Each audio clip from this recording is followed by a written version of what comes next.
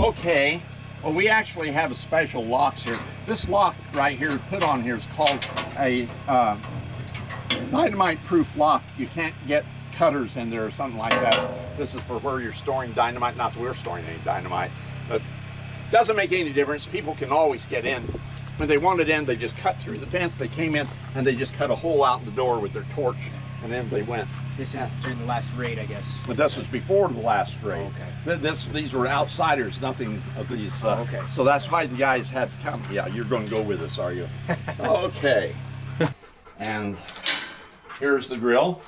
And then down when we get at the bottom, there will be another steel door and another grill. And it's that way at every one of the 7 entrances. Sounds like inner sanctum or something as we open this here. Okay. Got to get all this stuff moving. I just bring things in. It's too much for one guy to do, so I got to get a work crew to help me here move all this stuff down, because I just bring it in and dump it on top of the conveyors. We'll hopefully clean this up in the next couple of hours. Here's the conveyors that take things down or bring things up. And yeah, so we're down here to the 90-degree current. This is the essential part of any fallout shelter. Radiation only travels in a straight line, so any radiation coming in the door that we came in would go right on that way, but we're going to go that way. And any radiation that was coming from this way, there's a big barrier of earth, if you noticed, outside that way and above us and right here, and we're going down. And when we get down there, there's still going to be 2 feet of concrete and 14 feet of earth above our heads. And this is the deep end of the shelter. This narrow, shallow end of the shelter, there's only 2 feet of earth. 2 feet of concrete and only 5 feet of earth. 3 is considered completely adequate. Just of earth, you wouldn't need the concrete. Into the shelter.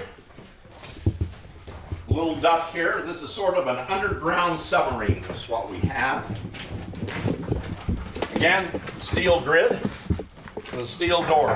We're going to close them down here at this level. And right here is when we hope that the police will come and that they will then store their weapons out here. I really wish these were steel metal locked boxes, but I haven't been able to afford that, so that people aren't taking weapons into the shelter. But we want the police to come. We always tell the police we expect you to be the first ones here, to bring your families, to put them inside. You're going to be our first line of protection. And this is where they would store their here. Decontamination room and the decontamination shower, decontamination table, decontamination tub. So we can put small children in there and shower them off here. I should be able to just take that off. Usually I do, but I'm not this time. But anyway, we had a little hand wand shower them off, or somebody's injured. And this is an interesting device I wish I had time to tell you about. That's Ozone Unit for going back out, finding dead people in their homes. And that makes a big body odor. Well, this clears it out. We have a number of these. Right here. Okay. It's all auxiliary storage. I'm going to show you 2 rooms in here. This right here is the nursery, and that was what was done this morning on the Toronto Star, so maybe you don't want to do that. Okay, so we'll do something new and different. And but that's the cry room back there that they were pointing out, and so on and so forth, where we take babies into if they're crying, so we can serve everyone else in the house. Okay, and over here is a playroom for the babies. Right here. This side has a gate on it, so the children won't get out and wander around in the shelter, you see. And so those are pads for people to sit on. We have toys here for the kids. And then this room right here next to us, we sleep 96 children. So if you want to step in here, I'll show that to you.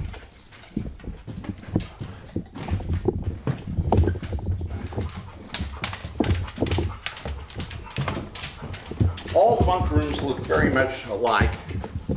And so what we do is there are 24 bunks on a side, 12 bunks on a side. 2 times 12 is 24, and we put children in under the age of 5 toe to toe in these bunks, which makes 48 children in the bunk. They get 12-hour shift, and then the next children are switch out. They go out to play, and the others there.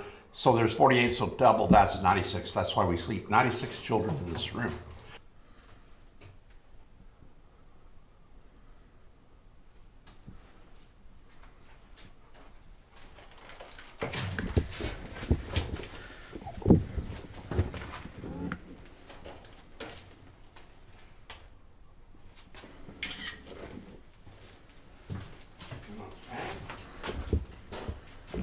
Over here, across the way, we do have the generator room. I'll step in there. You can step in the door. We won't spend any. Come here, baby.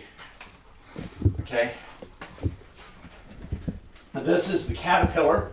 It's started by a pup engine, and you have to pull it by a rope to start it. Unfortunately, it has the pup engine itself has bad rings, and we need to replace the rings, but the diesel generator itself runs just fine. The diesel engine runs fine. The generator runs fine.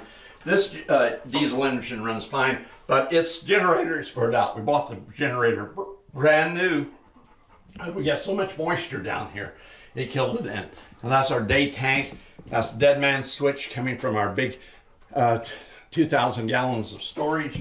Fuel, that's a fuel filter to make sure that it comes in clean, so on and so forth. Okay, fresh water, and we've all tested and one thing or another. At this point, we need to dump it and refill it again, but it's 5,000 gallons of fresh drinking water that we keep back up. This soup pot and his stove, he brought down, got rid of the stoves we had and brought in gas stoves he wanted to go off propane. And so it hasn't been assembled, but they're in there. And he says he can feed 3,000 people a day.